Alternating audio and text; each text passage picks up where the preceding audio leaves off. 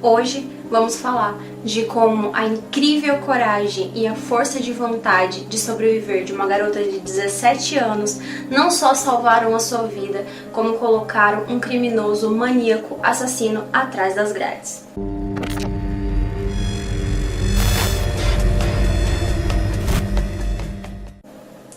Robert Joseph Long nasceu no dia 14 de outubro de 1953 na Virgínia. Sua mãe Louella e seu pai Joe se separaram quando ele ainda era um menino e ele passou a maior parte da sua infância sendo criado só pela sua mãe. Long nasceu com uma síndrome que causava produção excessiva de estrogênio no seu organismo e dava a ele características femininas como seios. E durante toda a sua infância ele passou por momentos muito difíceis na escola, ele sofria bullying por essas características e logo muito cedo ele passou por uma cirurgia de redução de mama. Os primeiros anos de Long foram marcados por incidentes preocupantes. Ele se machucava com frequência, ele reprovou na primeira série e ele também desenvolveu um ódio por mulheres, começando pela sua mãe, Louella. Ela trabalhava em um bar à noite e geralmente ela usava roupas provocantes para ir trabalhar e sempre trazia rapazes, homens diferentes todas as noites para dormir em casa. E para piorar, Long dormiu com a sua mãe até os 12, 13 anos. Long conheceu sua futura esposa Cynthia aos 13 anos de idade e eles se casaram em 1974 e logo tiveram 2 filhos. O casamento ficou complicado porque a paternidade não fez bem a Long. Ele começou a desenvolver comportamentos agressivos, o temperamento dele começou a ser mais volátil e piorou depois que ele sofreu um acidente. Ele estava andando de motocicleta e foi atropelado por um carro e ele ficou internado por algumas semanas no hospital. E Cynthia afirma que quando ele voltou para casa, o comportamento dele estava completamente diferente, ele estava alterado, ele tinha mudanças repentinas no seu comportamento, ele era agressivo com ela e extremamente impaciente com os seus filhos. E ele também começou a desenvolver alguns comportamentos sexuais preocupantes, segundo ela. E mais tarde, os analistas criminais o rotularam como maníaco sexual. E quando Cynthia pediu o divórcio em 1980, Long foi morar com uma amiga, Sharon Richard, e mais tarde ela apresentou contra ele uma denúncia de estupro e agressão.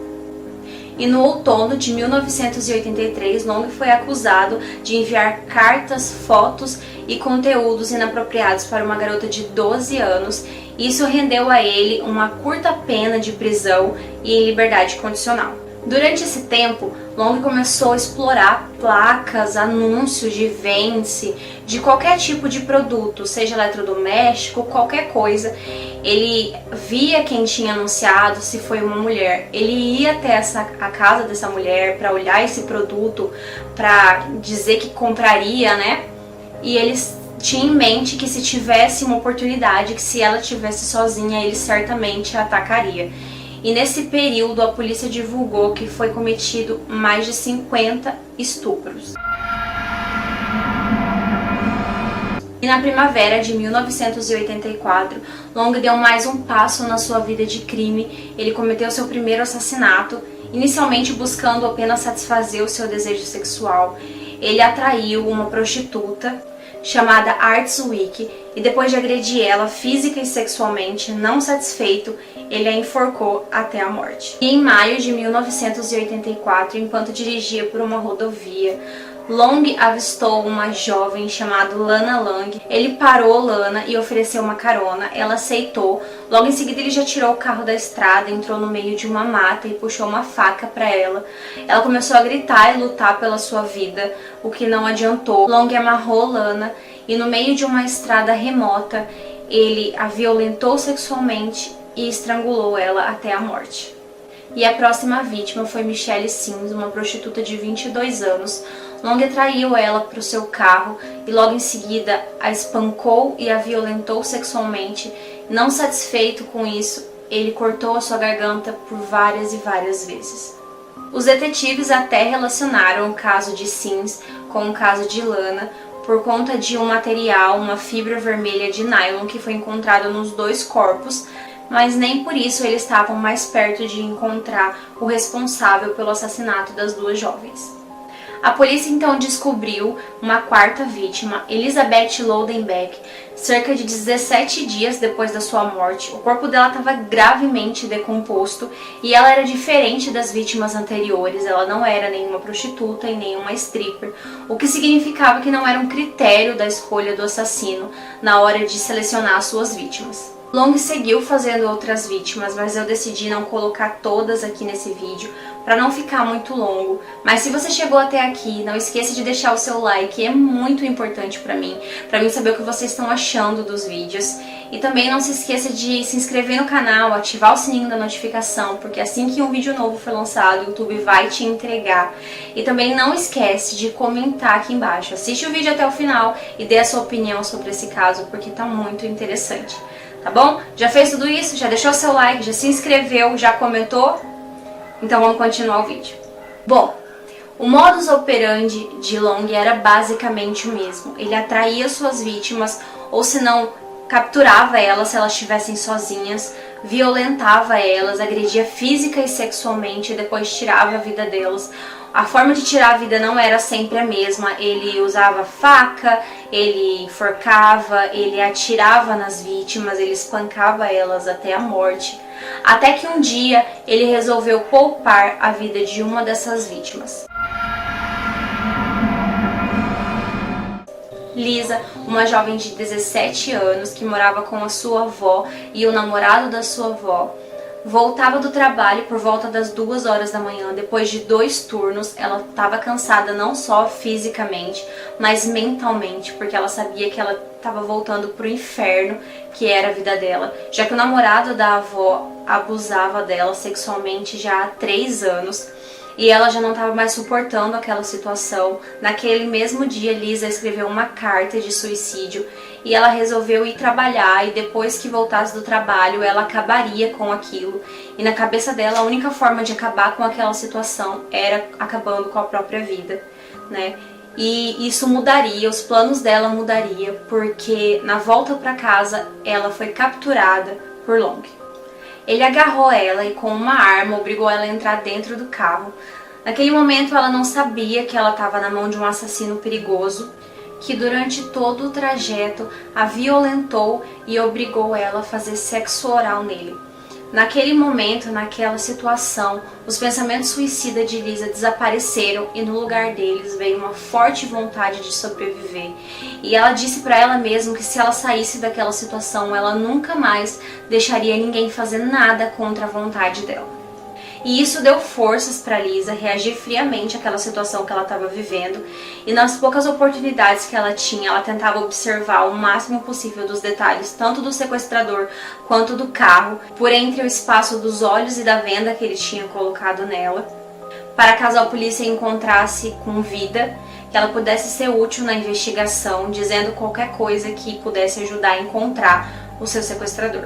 E ela até que conseguiu observar a marca do carro e o carpete vermelho, só que logo eles chegaram no seu destino. Long levou Lisa para o seu apartamento e durante 26 horas ele violentou ela física e sexualmente, e nas poucas oportunidades que ela tinha, ela tentava ganhar a confiança dele. E depois de ouvir sobre o seu próprio desaparecimento na televisão, ela entra em desespero e ela pergunta pra ele por que ele tá fazendo aquilo com ela, e ele responde que recentemente ele sofreu uma decepção amorosa e esse era o motivo. E ela também tenta inventar algumas histórias para que ele deixe ela livre. E uma dessas histórias foi que o pai dela era muito idoso e muito doente, e ele estava sozinho em casa e que só tinha ela para cuidar dele e que ela não podia morrer ali. E depois dessas longas 26 horas, Long coloca novamente Lisa no carro e dirige até um certo ponto. Ele tira ela do carro e diz pra ela que ela só sobreviveu por causa do pai doente. E aí ele pede então que ela espere 5 minutos e depois tire a venda. Ela, assustada, espera obviamente os 5 minutos e ela escuta o carro saindo. Depois que ela tira a venda, ela vê que ela tá sozinha no meio do nada e assustada ela começa a correr desesperada, com medo dele se arrepender e voltar para matar ela. Quando Lisa chega em casa, ela é recebida com agressões e com um interrogatório do namorado da avó dela, e ele pergunta onde ela estava até aquela hora, e ela conta toda a história, mas nem ele e nem a avó acreditam nela. Logo em seguida, a avó dela liga para a polícia para retirar a denúncia, né, de desaparecido.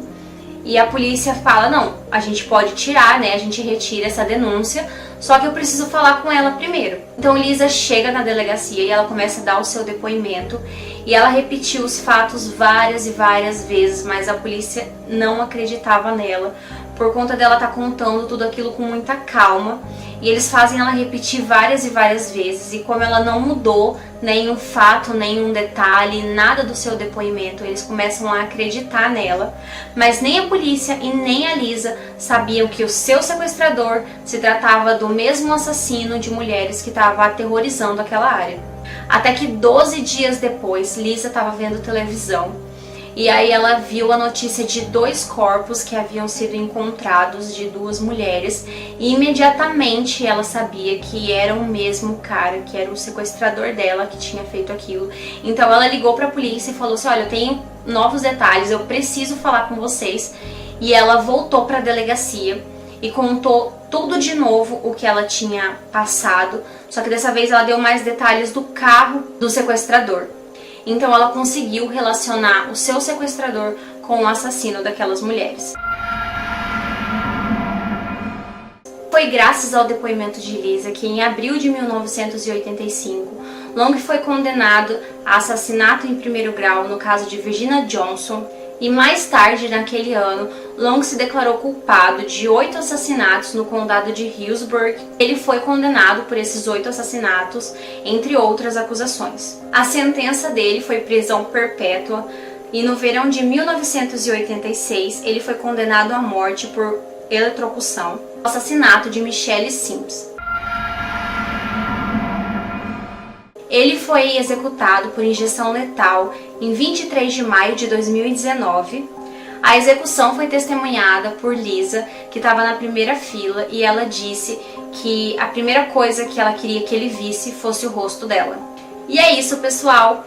O vídeo de hoje foi esse. Eu espero muito que vocês tenham gostado, tá? Dê a sua opinião sobre esse caso, sobre a Lisa, sobre a coragem extraordinária dela, sobre a frieza que ela teve, para reagir a essa situação, para lembrar de todos esses detalhes que muitas vezes a nossa cabeça mesmo, né, quando a gente passa por algum tipo de trauma, o nosso cérebro ele omite alguns detalhes, ele faz com que a gente esqueça algumas partes, mas ela conseguiu gravar, ela conseguiu memorizar essa tragédia, né, esse trauma que ela passou, e que serviu para colocar um assassino atrás das grades e vingar tantas e tantas vítimas que ele havia feito, não só aquelas que ele tinha assassinado, mas aquelas que ele tinha violentado e deixado um trauma na vida dessas jovens.